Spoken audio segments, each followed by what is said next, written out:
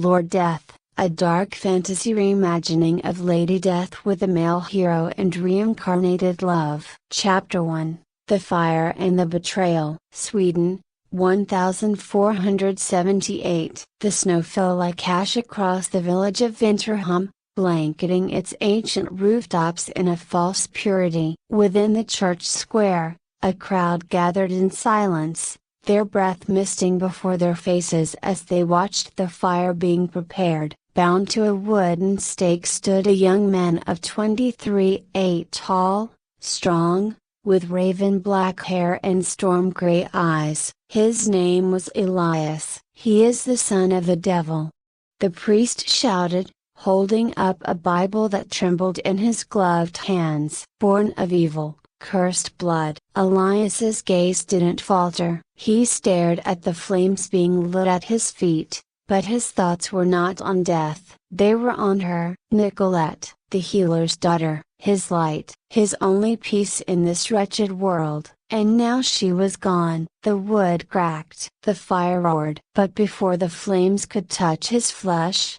the world darkened. The sky turned blood red. The wind screamed, and a circle of shadow swallowed the execution site. A voice rose from the darkness, ancient and commanding. "Do you want to live, my son?" From the void stepped a man in dark crimson armor, a crown of black bone upon his brow. His face was Elias's own, older and colder. It was Lucifer, his true father. "Your soul is mine by birth," Lucifer said. "Serve me in hell and rise, or die forgotten by all." Elias looked at the fire, then at the people who betrayed him, then into the eyes of the devil himself. "I choose neither." But hell had already claimed him. Chapter 2, The Crucible of Flames. Dragged into the underworld by chains of shadow, Elias screamed as fire burned through his soul. The corruption began. Lucifer sent illusions of Nicolette, twisted her image to break his will. But Elias didn't break. He endured. In the deepest pit of hell, he tore off his bindings. He forged a sword from his pain, hammered by the hatred he felt for his father. Elias died. From fire and defiance rose a new being. He became Lord Death. His eyes glowed with fury, his armor shimmered with obsidian and infernal light. The shadows bent to his will. He no longer feared Lucifer. He would bring war to hell. Chapter 3, The Warrior of Ash. In the ruined lands of the Abyss, Lord Death met Cremator, an exiled Archduke of Hell, now a weaponsmith. Once loyal to Lucifer, Cremator had lost everything in a failed rebellion. "You burn with purpose," Cremator said, eyeing the fire that danced across Elias's skin. "I burn for vengeance." "Then you'll need a blade forged for kings, a weapon of truth and wrath." Together,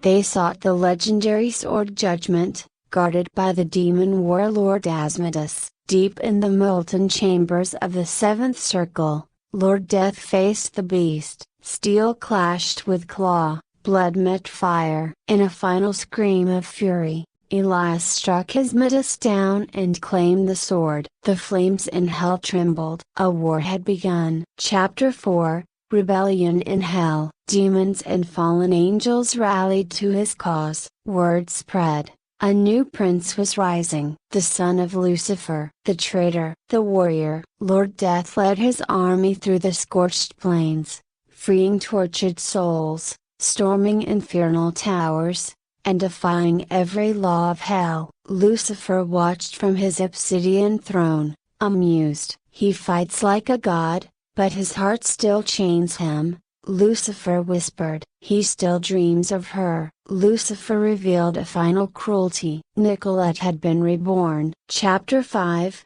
The Mortal Girl. Her name was Alara, a university student in the mortal world. She knew nothing of Elias, but she dreamed of fire, of pain, of eyes that watched her through every mirror. Lord Death tore open the fabric of dimensions. He crossed into Earth, unseen, cloaked in shadow. When he found her, Time stopped. It was her. Reborn, beautiful, innocent. He whispered her old name. She flinched. He did not let her go. Chapter 6, The Palace Between Worlds. Alara woke in a strange palace. No walls, just shifting void and memories carved into stone. Lord Death stood beside her. "Who are you?"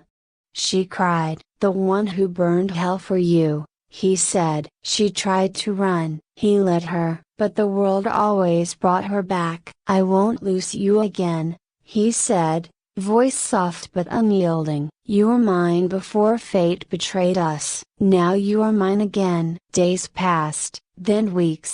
Her fear turned to confusion, her dreams bled into memories, and slowly, she remembered. Nicolette. Chapter 7, The Queen of Shadows. She stood beside him on a balcony of flame, her hand in his, her eyes shimmered with tears and fire. "You waited for me." "An eternity," he said. Together, they returned to hell, but not to serve, to rule. With judgment in his hand and Nicolette at his side, Lord Death stormed the final fortress. He faced Lucifer. "You cannot kill me," Lucifer laughed. "But I can replace you." The battle tore hell apart. Thunder screamed, light met darkness, and when Lucifer fell. Chapter 8, The Throne of Fire. Elias sat on the throne of hell. Black fire coiled around his arm. Nicolette Alara stood as his queen, draped in silver and midnight silk. "You were born of him," she whispered. "But you became more." "No," he said, "I became who I was always meant to be." He freed the lost, rewrote the laws of hell. He ruled not with cruelty but with wrath and mercy. And he never let her go again. Final lines. They say desire is power, but Elias proved that love is eternal. Even in hell,